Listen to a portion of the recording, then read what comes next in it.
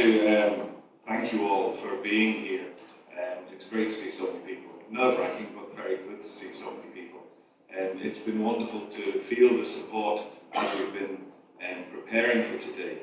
But it's great that you're here celebrating with us, and I know many of you would use this, so it's even better to feel that the work we're doing is taken on.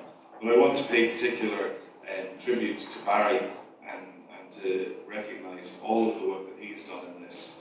And you might notice in the acknowledgements that he's thanked for all of his extra time. He put in a phenomenal amount of time into this, none of which he's getting back in time. It really was, and as Minister White said earlier, it's on top of the daily work which continues. And it's a tribute to the way that the staff team work with the people who come to Sale. Jura Roque has a saying, well, she has several sayings. But she talks, and Belinda knows all about this, about being as rare as hen's teeth and as handy as a small pot. And I think those two together describe the team in Sale. They're as rare as hen's teeth and they're as handy as a small pot. Because they do all that's asked and more, and then they'll come with ideas of what needs to be done.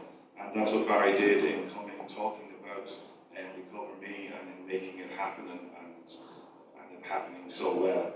And it's all well and good having ideas, but if you're not any good at following through on them, then that doesn't really help. But we're just blessed within the team that we have that there. So to Aisling, Ger, Sue, Barry, Jennifer, Teresa rather, just changed her name, Rose, Kirsty, Sandra, Joanne, Belinda, Josh, Michelle, Bernie, Rachel, Monica, Mary, Yvonne, Kathleen, and to all of their families who support us by supporting them, and when they disappear for hours on end at a computer editing pieces of work, and that happens throughout the year, it doesn't stop in Sale. I really want to say thank you to you all.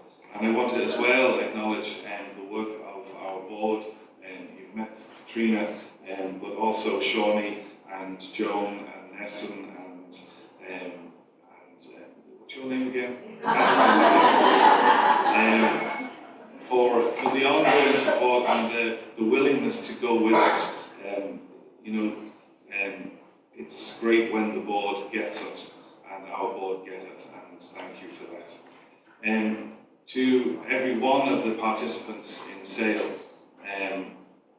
you're part of us, you're part of it. There'd be no point to Sale if it wasn't for the women who come and for the kids who come as well. It would be a pointless endeavour, but it isn't a pointless endeavour because we come together and we have fun and we look at difficult things and we look at them brilliantly and bravely. And I think when you are walking outside and you're looking at the photographs, I can't think of a better way of summarising Sale than those 10 photographs. The honesty and the commitment and the bravery of the women in producing those is something else that I really appreciate, that you showed your appreciation for that bravery.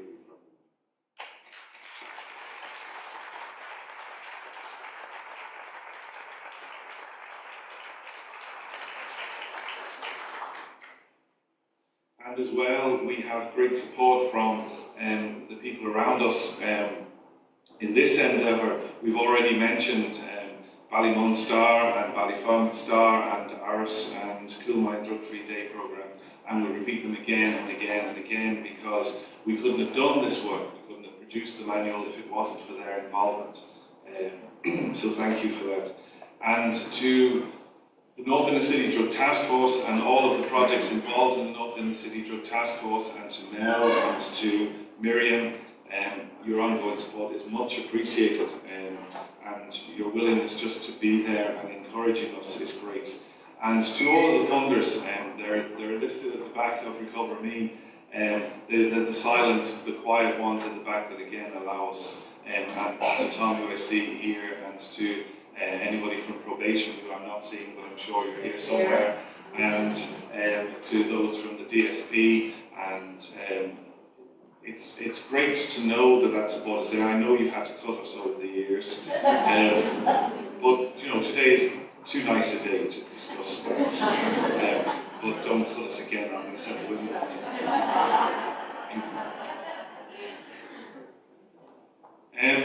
Recover Me isn't just a manual; it's a call to action, and oops. In that call to action, it's asking participants to take their recovery onto another level.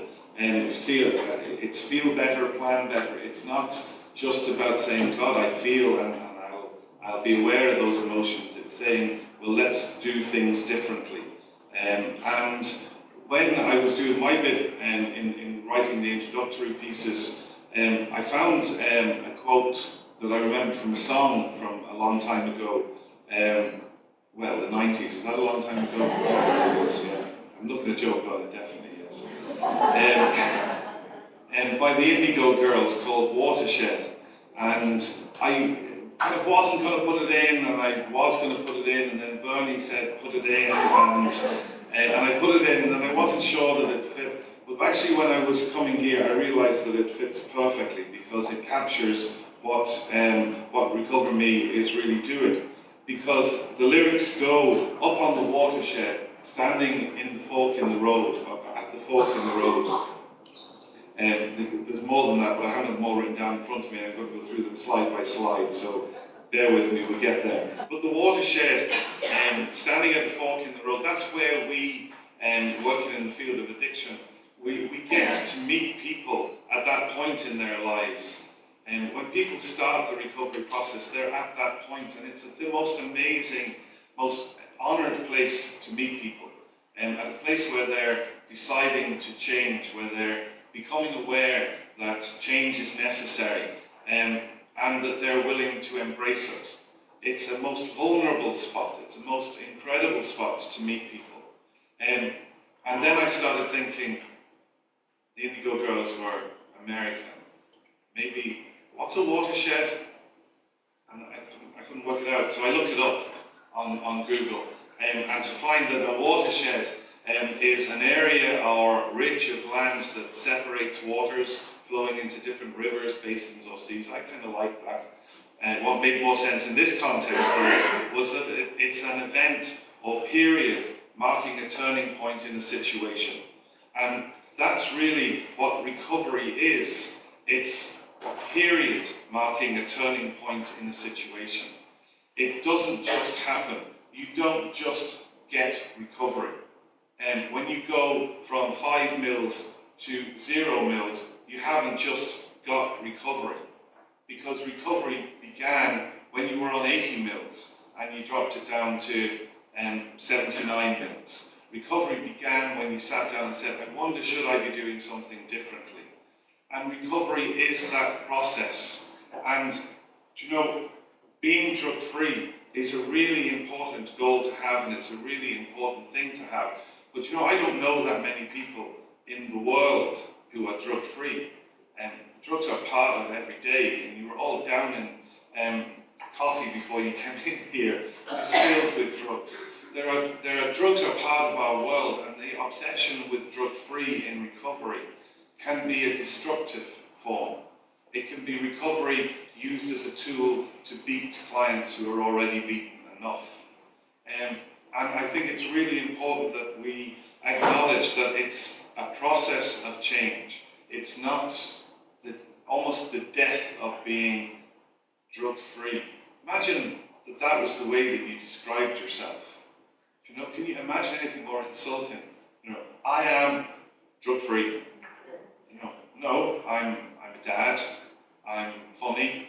I'm part of a great project. I do lots of things. I love music. I love film. I play. I laugh a lot. And I don't use drugs. And if we can't create a recovery that embraces that notion that drug-free is only part of that process. And even when you get drug-free, and congratulations to anybody who does, that you still go for life. Because drug-free on its own is that wonderful phrase that AA have, being a dry drunk. And dry drunk is not recovery. And we, in working in this field, get to meet people at that turning point and to embrace the life that is that change. And part of the life that is that change is also the trauma that is that change. It's a great picture, isn't it? It kind of captures the struggle of ambivalence, that I want to change and I don't want to change, and I want that all at the same time. And whenever you are moving away from something that was enormously part of your life, that change is agony. And what we try to do is what the Indigo Girls are saying: you can stand there and agonize till your agony is your heaviest load. And that's where we meet people, and maybe we can nudge them towards change. Maybe we can help them move on, because if you are trapped in that agony, if there's no place to go, if there's no support, if there's no encouragement, if there's no movement, then all you will feel is pain. And when you have pain, well, then there's need for painkillers.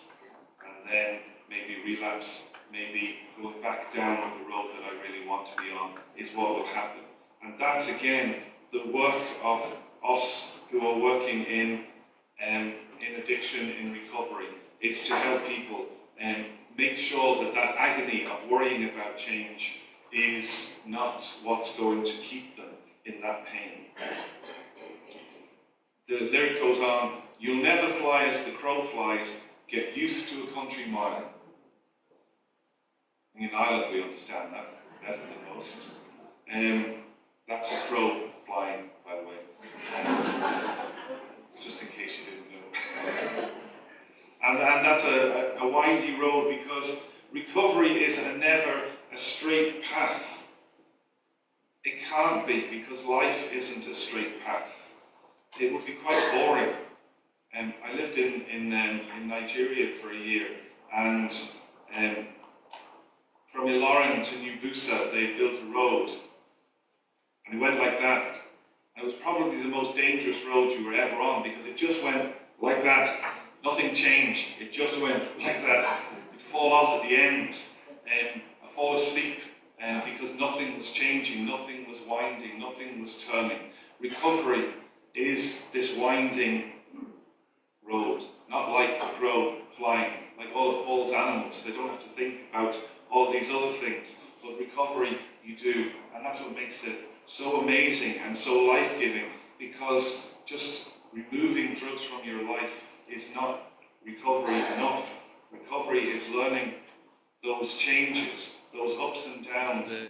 The road that has all these turns, and the middle way that has to be found in it. The emotions that are in there that I have to now relearn, re-get used to, or learn for the first time in some cases. And we have to get used to that country mile. It's going to take a little bit longer than we thought. And maybe that's the piece. As Melinda, I think it was, saying at the beginning, it feels a long time ago, but Melinda was talking about in the pathways, how it's months and months and months, how cruel we can sometimes be in expecting people in recovery to be drug-free like that. Get it over and done with and move on. 28 days and move on. Go back to work now, it's all done and dusted. No, the process takes so much longer than that, and reflecting that in the way that we work and the way that we meet people in our communities and in the workplaces is really important. I'll just share this one with you, because I like Google and Googling different images and looking around. This is the Stoned Crow pub in Australia. It was the symbol, but I kind of liked it because it captures something of recovery too. We might in recovery have to fly as this crow is flying. But if you look closely at each of those images of the crow, it's made up of tiny little crows all gathered together. And that again is recovery, because you can't do recovery on your own. It has to be together. It has to be part of life with other people. And the thing about it is, when you're learning to face the path at your pace, you're learning something new. The road ahead is unclear. It's terrifying. It's nerve-wracking. Any change can be difficult. But when you're changing something that has been fundamental to your world, maybe for longer than you've been on this planet, have you been using drugs? No, that doesn't work. Longer you've been on drugs than you haven't been on drugs, or longer you've been on alcohol than you haven't been on alcohol, or longer you've worked for sale than you haven't worked for sale. That is a massive change to ask of anybody. And if we don't meet people in that in a way that facilitates the process, then we're missing something. And I believe that what we have in Recover Me kind of captures that and helps us as workers to be able to slow down the process a little, so that we can stop and work and meet people. So that when we say to somebody, how are you feeling? How was the week? And they say grand, or they say fine. They might just be saying it not because they're resistant, or not because they don't want to tell you, or maybe because they don't know how to formulate the answer. Maybe because nobody ever told me how to formulate that answer before. And maybe we need to spend a little bit of time exploring how that might be put together. Because the road ahead is unclear, but what's exciting is that there is a road ahead. And I suppose with that hope is what's going to make the difference. If we can't bring hope in recovery, then we bring nothing at all. Recovery isn't possible without hope. And with that there's a road. Because when you're in addiction, sometimes it doesn't feel like there's a future. It doesn't feel like there's a possibility. But there is. There is a road. But you know what? It's not a racing track road. It's not some kind of station, you know, that I must get to that particular part. It's a road. This is life. This is journey. We don't have to have it all sorted and done and dealt with by yesterday. We just have to do it. And if it takes a while, then it takes a while. And if it takes longer than a while, then it takes longer than a while. We know from research, we know that if you fail too many times, then you start believing you can't do it. And if we set ourselves up for inappropriate, unrealistic tasks, goals, then we won't be able to do it. And then we feel failing. And we as workers, when we're working with people, it's very important that we don't do that. We can take our time. We can slow things down. We can get there. Because the goal is life, not just drug-free, not recovery in the sense of a box that says, we'll tick that, that's been achieved. This is about everybody being better. Recovery is about the whole of the person's life. And that is the family, that is the community, that is everybody around, and making all of that better. And when you rush at that, when you don't do it right, then you end up failing. And then that crushes the individual, it crushes the family, it crushes the community. And we have enough of that. And we don't need more. It's a good ringtone, though.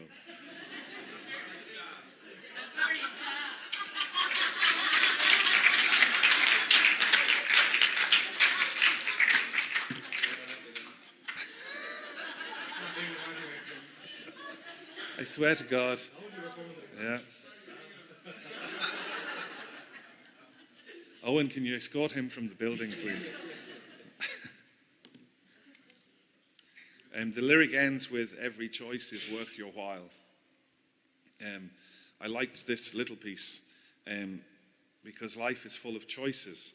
And when you are making choices, you need help, you need support, you need your awareness, you need hope, you need safety, you need permission given from the person who's thinking to offer the guidance. You need all those things, but you also need the nudge. You need the I dare you. You know, you need that encouragement. You need that peace. So as the Indigo Girls say, every choice is worth your while. And I suppose the thing then that struck me was, well, if it's true for them, it's true for us. And you'll excuse the clumsiness of the them and us.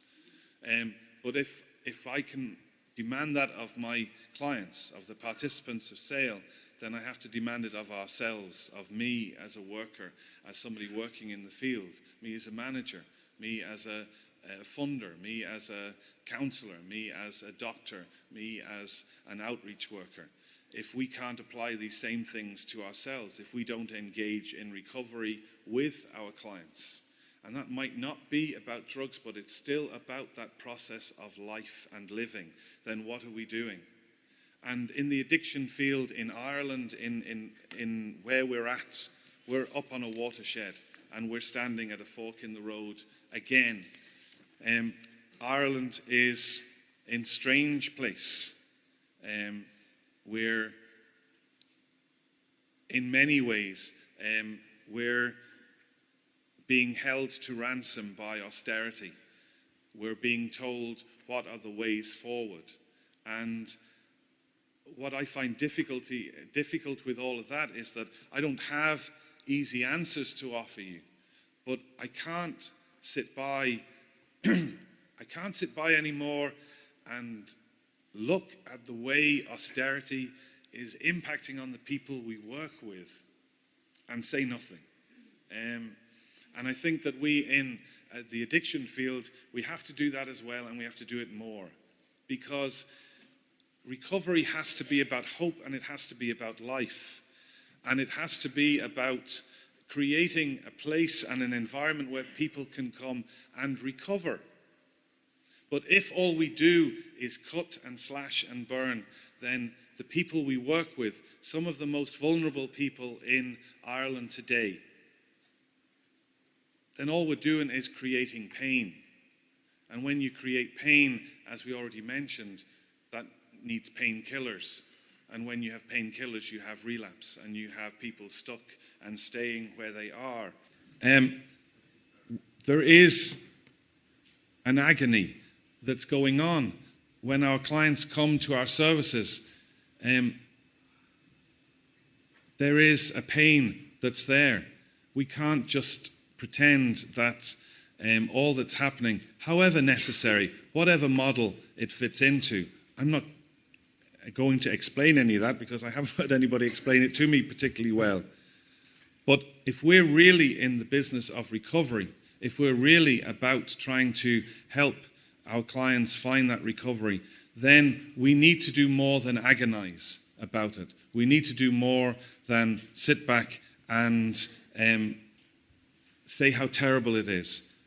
Because when our clients have their medical cards held back, or when they have their CE payments cut, or CE placements cut, or their times cut, and I get the reasons and the thinking behind all those things, but I also need to be able to say that that isn't okay, because it's causing agony.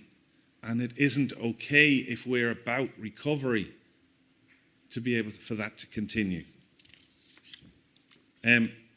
Whenever we work with clients, we know that you can't go as the crow flies. But very often, how we're expected to perform our work is as the crow flies. You know, client in, client out. Have we done the work? And as I say this, I'm not saying it because I don't believe that we should stand over our work, and that we should be following best practice, and that we should be, I welcome anybody into sale to come in and check that what we're doing is good. And if we're not doing good work, come and help us change it. But I also know that it's a country mile, There are twists and turns with every person that we work with. And that process that Hilda was talking about is absolutely essential in when we're working with our clients. And if that can't happen, then what are we actually creating? Joan Byrne once said to me that on a tombstone, there are two figures, the date you were born and the date you died. And the only thing that really matters on that tombstone is the hyphen in between. And that's a bit like when we're working with our clients. The only thing that really matters is not when we started the intervention and when we closed the file. What really matters is the hyphen in between. It's that relationship, that relationality, that space, that giftedness that we can bring that can change without being able to necessarily write it down. Yes, we should write things down. Yes, we must record what we do. Yes, we have to be able to do those things, but there are so many things that we can't write down that are just as valuable. And if we take those away, then our work becomes meaningless. And if we keep living in austerity and we keep taking things away, we won't have room, we won't have space for the hyphen in between. We won't be able to do that piece. And that is hugely concerning.